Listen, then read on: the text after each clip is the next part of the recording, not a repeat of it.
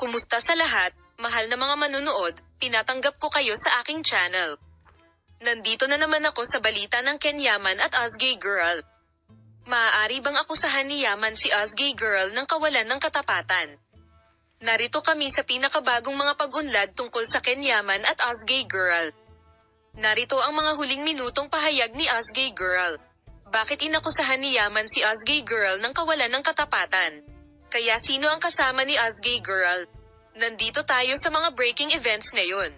Maaari bang akusahan ni Yaman si Ozgay Girl ng kawalan ng katapatan? Ang pinakabagong mga pag-unlad tungkol sa Ken Yaman at Ozgay Girl ay nakakuha ng atensyon ng kanilang mga tagahanga. Mga huling minutong pahayag ni Ozgay Girl. Maaari bang ipaliwanag ni Yaman kung bakit nagkasala si Ozgay Girl ng kawalan ng katapatan? Si Ozgay Girl ay isa sa mga sikat na pangalan na napaka-aktibong gumamit ng social media.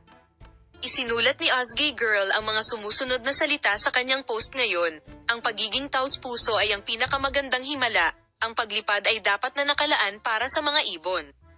Pagkatapos ng mga pahayag na ito, nagtaka ang pagtukoy ni Ozgay Girl sa Ken Yaman. Nagulat ba si Yaman kay Ozgay Girl sa kanyang post ngayon? Inggit sila dahil may pakpak ako, pero hindi nila alam kung gaano kalaki ang effort mo sa paggawa ng mga pakpak na ito. Sa tingin mo ba nagkataon lang na magkasunod ang dalawang aktor ng post na ganito? Sa palagay mo kaya ba nasabi ni Yaman ang mga salitang ito kay Ozgay Girl? Ano sa tingin mo? Ang katotohanang ibinigay ni Ken Yaman ang sagot na ito ay nangangahulugan na isinulat ni Ozgay Girl ang mga salitang ito para kay Ken Yaman.